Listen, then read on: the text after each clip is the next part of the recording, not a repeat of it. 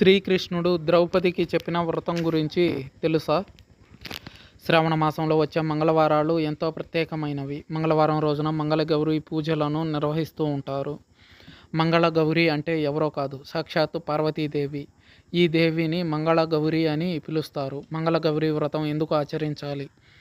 ద్రౌపదికి శ్రీకృష్ణుడు వివరించిన వ్రతం ఏమిటి? ఆ వ్రతాన్ని ఆచరిస్తే ఎలాంటి ఫలితాలు కలుగుతాయి?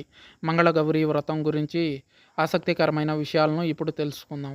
శ్రావణ మాసంలో మంగళవారం మంగళగౌరి వ్రతాన్ని ఆచరించడం వల్ల మహిళలకు సౌభాగ్యకరమైన ఐదోతనం జీవితాంతం నిలుస్తుందని పండితులు చెబుతుంటారు. ఈ వ్రతం గురించి శ్రీకృష్ణుడు ద్రౌపదికి వివరించినట్లు పురాణాల ద్వారా తెలుస్తుంది. పురాణాల ప్రకారం పూర్వకాలంలో ధర్మపాలుడనే వ్యక్తి వద్ద అపారమైన సంపద ఉండేది. తనకు అందమైన భార్య కూడా ఉండేది. వారి దగ్గర ఎంత డబ్బు, బంగారం, వజ్ర వైడూర్యాలు ఉన్నప్పటికీ వారి వంశానికి ఒక్క వారసుడు కూడా లేడు. వారు ఎంత ప్రయత్నించినా సంతానం కలగలేదు. దీంతో వారు చాలా బాధపడుతుండేవారు. భర్త అనుమతితో ఒకరోజు తన ఇంటికి వచ్చిన బిచ్చగాడికి తన భర్త అనుమతితో జోలెలో బంగారం వేసింది. దీంతో తను ఆగ్రహించి ఆమెకు సంతానం కలగకూడదనే శాపం పెట్టాడట. పూర్వకాలంలో బిచ్చగాళ్ళు కేవలం పొట్ట నింపుకునేందుకు కావలసిన ఆహారం కోసం మాత్రమే భిక్షాటన చేసేవారు. మిగతా సమయంలో ఒక నిర్మానుష్య ప్రాంతం వైపు వెళ్ళి తపస్సు చేసుకునేవారు. ఇలా వారికి దైవశక్తి కూడా ఉండేదని ఋగ్వేదంలో చెప్పబడింది. దీంతో ఆ దంపతులు ఆ బిచ్చగాడిని ప్రార్థిస్తే అల్పాయుష్కుడైన ఒక కుమారుడు కలుగుతాడని, అయితే అతన్ని పెళ్లాడే అమ్మాయి తల్లి మంగళగౌరి వ్రతం చేసి కుమార్తెకు వాయనమిస్తే ఆ ప్రభావం వల్ల నీ కుమారుడు మరణించడని, తను వెధవ అవ్వదని సూచించాడు. 16 ఏళ్ల వయసులో కొంతకాలానికి వారికి సంతానం కలుగుతుంది. తమ కుమారుడికి 16 ఏళ్ల వయసు రాగానే కాశీకి వెళ్లే సమయంలో వీరికి మార్గం మధ్యలో దైవలీల ఫలితంగా మంగళగౌరి వ్రతాన్ని చేసిన తల్లి సుశీల అనే కన్య కనపడుతుంది.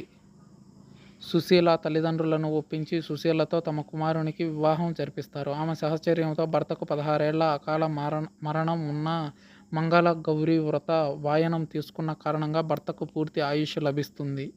శ్రావణ మాసం ప్రత్యేకత. మంగళగౌరి వ్రతం అంతా శ్రావణ మాసంలోనే జరుగుతుంది. అందుకే అప్పటి నుండి శ్రావణ మంగళవార మంగళగౌరి వ్రతానికి ఎంతో విశిష్టత ఏర్పడింది. ఈ వ్రత ఆచరణ వల్ల స్త్రీలకు వైధవ్యం రాదని, పుణ్యస్త్రీలుగా ఉంటారని పురాణాలు చెబుతున్నాయి. మంగళగౌరిని ఉత్తరేణి దళాలతోనూ గరికతోనూ ఆచరించాలి. అదే సమయంలో మహానివేదనలో పూర్ణం ఉన్న కుడుములు, బియ్యంతో చేసిన పరమాన్నాన్ని నివేదించాలి. సాయంత్రం సమయంలో వ్రతం నాటి సాయంత్రం ముత్తైదువులను పిలిచి నానబెట్టిన శనగలు వాయనం ఇచ్చి వారి ఆశీర్వచనాలు పొందాలి. ఈ వ్రతంలో ప్రత్యేకంగా పేర్కొనదగింది తోర పూజ. పసుపు రాసిన దారాన్ని 3 పొరలుగా తీసుకుని దానికి 9 ముళ్ళు వేస్తారు. ఆ దారానికి మధ్య మధ్యలో దవనాన్ని కడతారు. ఈ తోరణాలను గౌరీదేవి ముందు పెట్టి పూజ చేసి ఒక తోరణాన్ని కట్టుకుంటారు. రెండో తోరణాన్ని ముత్తైదుకి ఇస్తారు. మూడో తోరణాన్ని గౌరీదేవికి సమర్పిస్తారు. ఈ విధంగా మంగళగౌరి వ్రతం చేస్తే మంచి ఫలితం వస్తుంది. చివరగా వ్రతం మధ్యలో ఏదైనా కారణాల వల్ల ఆటంకం ఏర్పడితే ఆ వ్రతాన్ని తర్వాత సంవత్సరం కొనసాగించాలి. చివరగా ఉద్యాపన చేసి వ్రతాన్ని ముగించాలి. బ్రాహ్మణులైనటువంటి వారికి ఏవైనా దానాలు సమర్పించవచ్చు. మన శక్తి కొలది.